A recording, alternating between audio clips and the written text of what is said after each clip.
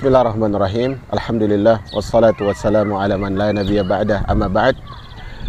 Masyarul kiram yang dirahmati oleh Allah tabaraka wa taala.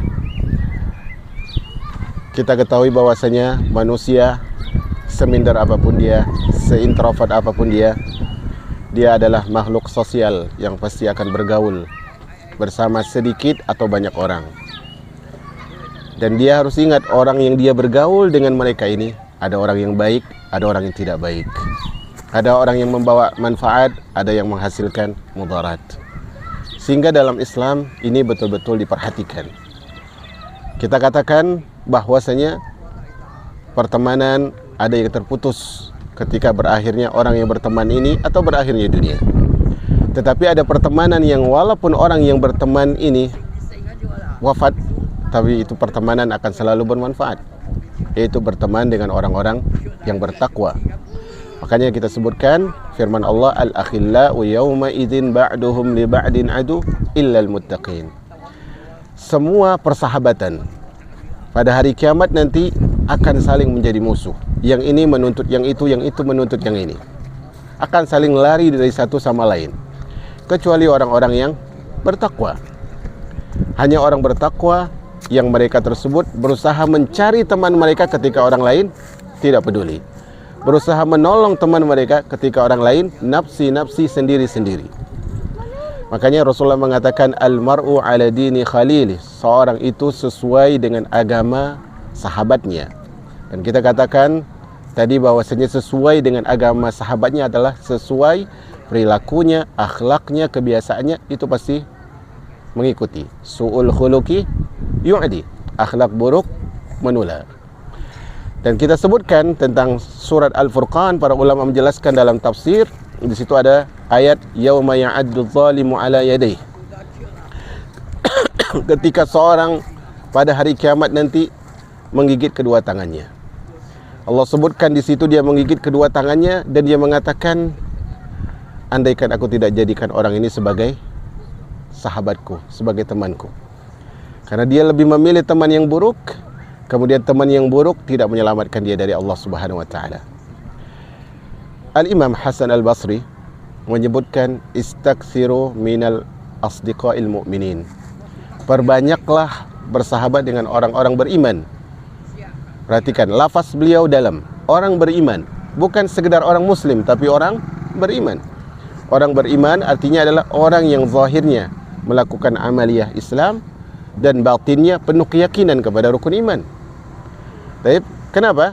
Fa inna lahum syafa'atan yaumal qiyamah. Karena mereka akan memberikan syafaat pada hari kiamat. Rasulullah bersabda tentang seorang mukmin yang melewati sirat. Dia katakan, ya Allah, mana sahabat-sahabat kami alladzina kanu yusalluna ma'ana, mereka salat bersama kami, wa yasumuna ma'ana, puasa bersama kami, wa ya'maluna ma'ana, dan mereka beramal saleh bersama kami. Kata Allah, mereka di neraka. Maka mereka katakan, ya Allah, bagaimana mungkin kami tenang? Mereka dulu beramal bersama kami, sementara sekarang kami di surga, mereka di neraka. Maka kata Allah tabaraka wa ta'ala, pergilah ke neraka, keluarkan siapapun yang engkau inginkan. Perhatikan jemaah. Makanya di sini Imam Syafi'i memiliki sebuah syair yang masyhur. Beliau mengatakan, wahibbus salihina walastu minhum. Aku mencintai orang saleh, dan kita bersaksi tanpa bermaksud mensucikan siapapun bahwa Imam Syafi'i orang saleh. Tapi dengan ketawaduan beliau mengatakan, wahibbus salihina walastu minhum. Aku mencintai orang saleh walaupun aku bukan orang saleh. Kenapa? La'alli an anala bihim syafa'ah. Karena aku berharap suatu saat nanti di akhirat mereka akan berikan syafaat. Wa akrahu man tijaratuhul ma'asi. Dan aku benci kepada orang yang hari-hari barang perdagangannya, maksudnya amal-amalnya adalah maksiat. Wa in kunna sawa'an fil bid'ah. Walaupun kami hari-hari pun sama, tetap juga berdosa. Berarti di sini ayat tadi dan juga syair dari hadis, kemudian juga syair dari Imam Syafi'i, dan juga ucapan dari seorang tabi'in Hasan Al-Basri, dan ucapan yang lain masih banyak menjelaskan bahwa teman yang saleh ini pantas dicintai. Dan ketika kita mencintai seorang karena Allah, Allah akan berikan naungan ketika matahari 1 mil. Tetapi kalau ditanya apakah kita cinta orang soleh, kita akan jawab, iya, kita cinta orang soleh. Artinya kita punya sebuah klaim, betul, saya akan berharap syafaat orang soleh, syafaat teman yang soleh. Tapi Al-Imam Ibnul Qayyim dalam kitab beliau Al-Jawabul Kafi liman sa'ala ani dawa'i syafi, atau lebih dikenal dengan kitab Ad-Da' wa Dawa, beliau menyebutkan bahwasanya man raja syai'an lazima raja'uhu salasata wujuh, salasatal umur. Siapa yang berharap sesuatu, maka rasa harapnya ini wajib memiliki 3 hal. Kalau benar dia berharap sesuatu, pertama adalah mahabbatuhu, mahabbatu ma yarju, dia harus mencintai yang dia harapkan ini. Kalau tidak, berarti harapannya palsu. Yang kedua adalah khaufuhu min fawatihi, dia khawatir kehilangan yang dia harapkan ini. Baik. Yang ketiga adalah dia berusaha, ya, masyuhu fi husulihi hasbal imkan, yaitu dia berusaha mendapatkan apa yang dia harapkan ini semaksimal mungkin. Sekarang bab yang kita bahas apa? Teman saleh. Kalau betul-betul dia berharap syafaat dari teman yang saleh, berarti dia harus betul-betul mencintai orang saleh. Kedua, dia jangan merasa tenang, dia harus khawatir kehilangan teman-teman saleh.